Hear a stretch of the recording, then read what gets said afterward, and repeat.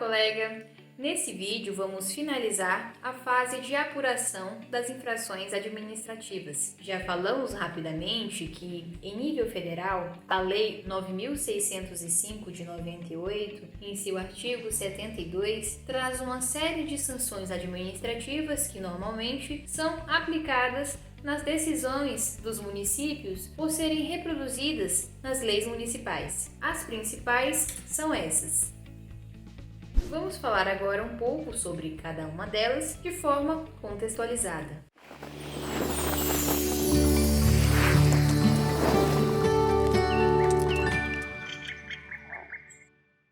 Se o fiscal do município estiver diante de uma infração que a lei considera de menor lesividade ambiental, ou seja, uma conduta infracional que a norma estipula uma multa de no máximo R$1.000, fica a critério do agente lavrar o auto de infração com essa penalidade, indicando, em vez da multa, uma advertência acerca da conduta praticada. Essa ação será fundamentada na indicação do dispositivo legal infringido e, se houver alguma irregularidade a ser sanada, ele vai estipular nos autos que deverá ser corrigida, sob pena de multa. Por isso, já fica uma dica para a defesa. Se a infração aplicada for de menor lesividade, mas mesmo assim o agente multou, pode-se tentar conseguir na defesa a aplicação de uma sanção de advertência, principalmente se o autuado tiver bons antecedentes. Não sendo uma infração de menor lesão ao meio ambiente, caberá a aplicação da multa ambiental simples. Essa é a sanção de aplicação mais recorrente, cujo valor varia de acordo com a infração cometida e conforme o balizamento que comentamos na aula anterior, relacionado ao antecedentes do infrator, seu poderio econômico e os efeitos da sua ação ao meio ambiente. Nesses casos, uma dica interessante para a defesa é verificar se, na lei local, existe a possibilidade de ser aplicado um desconto no pagamento tempestivo da multa ou de se converter o seu valor na prestação de serviços de preservação e melhoria da qualidade ambiental. Isso é vantajoso para os casos em que há inconteste razão na multa que foi aplicada. Com relação à conversão da multa, o órgão ambiental é autorizado a aplicar determinado desconto sobre o valor da multa consolidada e o valor restante será convertido em serviços. Normalmente, o quanto antes requerida essa conversão, maior será o desconto. No âmbito federal, por exemplo, se um pedido de conversão for feito bem no início do processo, o desconto poderá ser de 60%. Sendo realizada essa solicitação, o órgão ambiental irá decidir se vai aceitá-la ou não. Concordando, o desconto será devidamente instruído em termos de compromisso a ser firmado no órgão ambiental competente, que será mencionado na decisão de conversão. Lembrando que os serviços de reparação, frutos dessa conversão, não poderão ser aplicados para a reparação de eventual dano da mesma ação, ou seja, o empreendedor ainda ficará responsável por recuperar a área degradada em razão das suas ações ambientais. Aliás, se o órgão ambiental também tem interesse em abreviar o procedimento administrativo, de modo a garantir que haja algum retorno o quanto antes ao meio ambiente, uma boa alternativa seria já inserir nos autos de infração a possibilidade legal de ser convertida a sanção pecuniária aplicada na prestação de serviços, deixando claro que eventual dano ocasionado também deverá ser reparado sem os custos relacionados à prestação de serviços. Lembrando que todo o valor das multas pecuniárias pagas deverá ser direcionado para o Fundo Municipal de Meio Ambiente, a fim de ser utilizado em ações de cunho ambiental. Agora vamos partir para a análise das medidas acautelatórias. E o que elas seriam?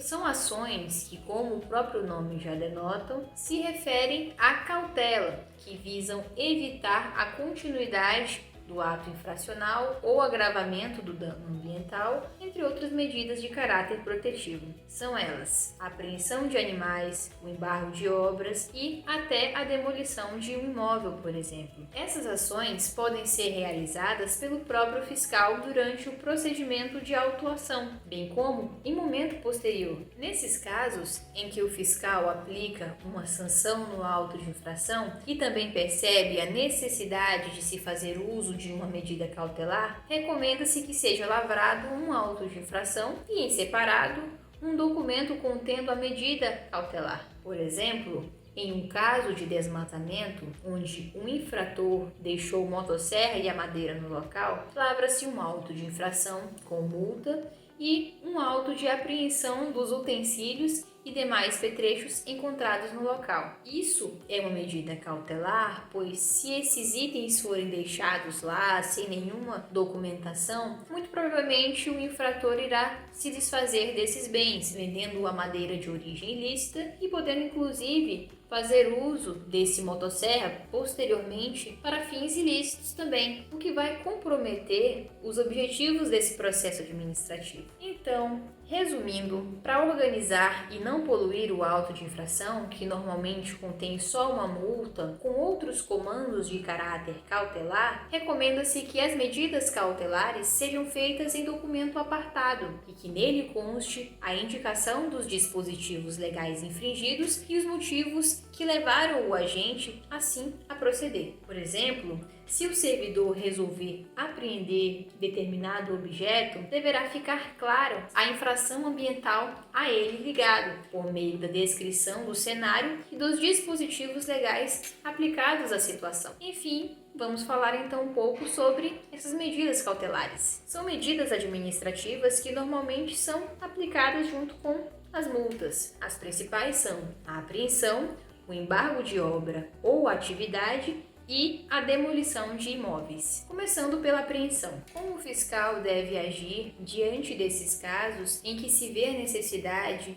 de se apreender um bem do infrator? Verificada a infração ambiental, o agente autuante, salvo se houver uma impossibilidade justificada, deverá determinar mediante termo próprio, ou seja, documento, a apreensão de eventual animais, produtos ou instrumentos encontrados no local. Essa apreensão deverá ser seguida de uma avaliação do estado do bem, que precisa ser feita o quanto antes, através de um relatório que conterá os detalhes dos objetos apreendidos, quantidades e, se possível, o seu possível valor econômico. Uma vez que, se ao término do processo administrativo for decidido que o bem deve ser devolvido ao autuado, essas anotações evitarão eventual questionamento acerca do estado do bem. Com relação ao ato de apreender, que seria justamente tomar a coisa e levá-la para um local diferente, eu sei muito bem o quão difícil é a realização desse procedimento pelos órgãos locais, principalmente com relação aos pequenos municípios que não dispõem de infraestrutura adequada para recolher e armazenar, por exemplo, grandes quantidades de madeiras ou animais de grandes portes, como, por exemplo, gado encontrado em áreas de preservação permanente. Nesses casos, recomenda-se que, mesmo na impossibilidade de se transportá-los, seja lavrado sim um auto de apreensão, deixando-os sob a guarda de um fiel depositário, por exemplo, que pode ser um outro órgão ambiental, entidade hospitalar, militar, educacional e até mesmo o próprio autuado, desde que a posse dos bens não traga risco de serem utilizados em novas infrações ambientais. E você deve estar se perguntando, mas se deixarmos com o autuado, ele não pode sumir com tudo? Sim, existe sempre essa possibilidade, mas a forma de se resguardar os bens apreendidos é justamente o auto de apreensão, acompanhado de um minucioso relatório de avaliação do bem apreendido. No auto de apreensão já constará a informação de quem será o fiel depositário, juntamente com os dados pessoais dele e a localização. Caso esse bem que está sob a guarda dessa pessoa vir a sumir ou sofrer algum dano, esse indivíduo também será responsabilizado por isso, pois o bem sob a sua guarda é temporariamente classificado como um patrimônio público. Logo, Eventual sumiço venha a ser furto de patrimônio público, o que deverá ser comunicado à autoridade policial assim que for detectado. E quando não for possível localizar o proprietário ou autor da infração que esteja ligado aos bens, recomenda-se a lavratura do auto de infração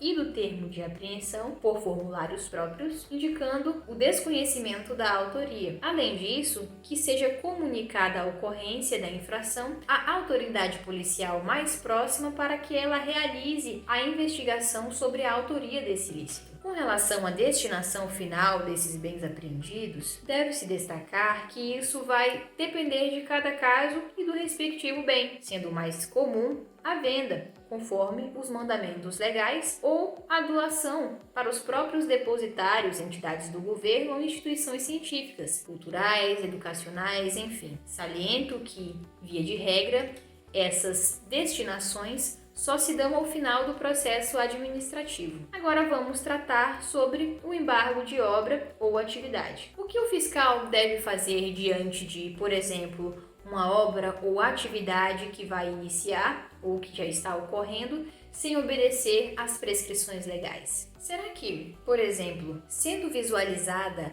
a realização de uma construção em área de preservação permanente sem quaisquer autorizações ambientais, ela poderá prosseguir até o final do processo? Então, para casos similares, com vista a impedir a continuidade do dano e assim propiciar a regeneração do meio ambiente e viabilizar a recuperação da área degradada, a lei autoriza que o agente impeça temporariamente ou definitivamente essas obras ou atividades em desacordo com a legislação ambiental ou que represente potencial risco de dano. Essa medida só vai alcançar os locais em que efetivamente caracterizou-se a infração, não prejudicando as demais obras em que as demais atividades lícitas não correlacionadas com a infração estejam ocorrendo. O embargo só se cessará com decisão da autoridade ambiental, indicando que a obra ou atividade foi regularizada.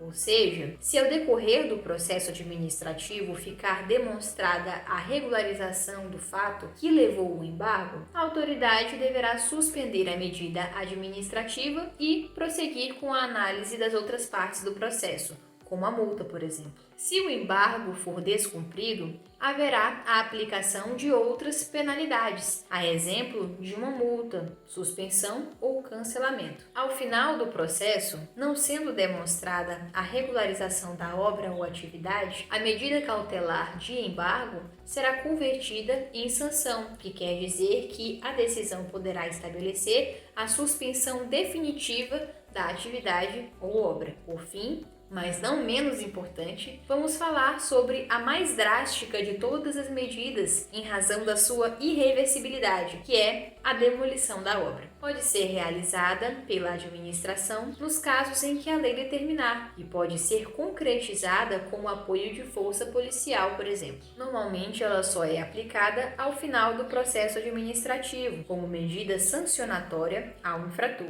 Mas é possível determinar, por meio de um auto de demolição bem fundamentado, a demolição de um imóvel, por exemplo, no ato da fiscalização, sem precisar de autorização judicial ou notificar o infrator. São casos excepcionais em que a obra não é uma edificação residencial e, notoriamente, a ausência da demolição coloca em iminente risco o agravamento do dano ambiental ou da saúde. De todo modo, é importante que no auto de demolição seja detalhado o que se está fazendo e quais os motivos que levaram o agente público a tomar essa decisão. Do contrário, se ao final do processo ficar claro que houve excessos por parte da administração, será devido ao atuado uma indenização integral dos danos eventualmente sofridos, que podem ser reconhecidos tanto administrativamente quanto judicialmente. É claro que, mesmo tomando todos os cuidados, é indiscutível que os documentos produzidos pela administração podem apresentar falhas ou algumas informações que dificultem ou impeçam a defesa, como erros na descrição do fato combativo, no enquadramento, na dosagem da penalidade, enfim. Caso haja algum vício, como um erro no preenchimento dessas informações nos documentos, devemos nos atentar se isso se trata de um vício sanável ou não. Se for um erro pequeno, possível de ser corrigido, como errar o nome da propriedade atingida, por exemplo, ou o dispositivo adequado para enquadrar a infração, não é necessário declarar a nulidade do ato,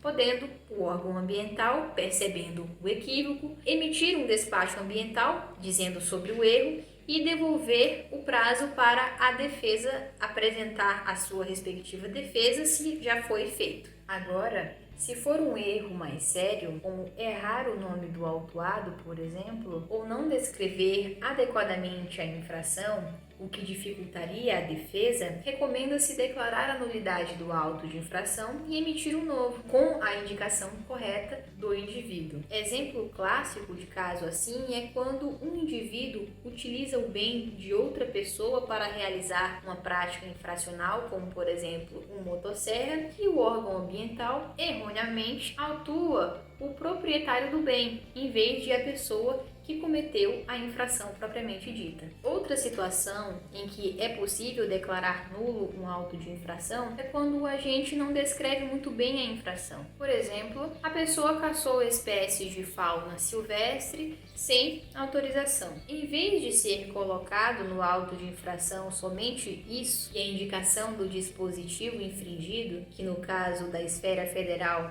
seria o artigo 29 da Lei de Crimes Ambientais, o agente coloca no auto todo o artigo 29 como descrição da infração, ou seja, caçar, matar, perseguir, apanhar, utilizar as espécies sem autorização, enfim, várias condutas que muitas vezes o agente só praticou uma ou duas. Por prejudicar a defesa, considera-se que autos assim devem ser declarados nulos a qualquer tempo. A principal consequência disso é que tudo que foi produzido depois do auto de infração, ou seja, o processo todo, cai por terra e o órgão ambiental, se for possível, terá que construir um novo auto de infração. Aliás, sendo declarado nulo o auto de infração, deve ser verificada a possibilidade de se fazer um novo ou não, uma vez que é possível ter havido a prescrição da infração, que ocorreria se passados mais de 5 anos da data da infração e a confecção desse novo auto. E aqui fica uma dica para a defesa. Analisem sempre os prazos prescricionais dos processos administrativos ambientais, porque eles podem acabar com toda a discussão, pelo menos na seara administrativa. Enfim, depois da devida confecção dos documentos relacionados à fiscalização ambiental, o autuado deverá tomar ciência do conteúdo de todos esses e outros documentos, sendo-lhe concedido prazo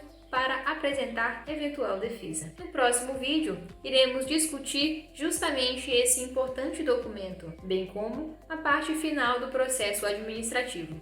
Então, até lá!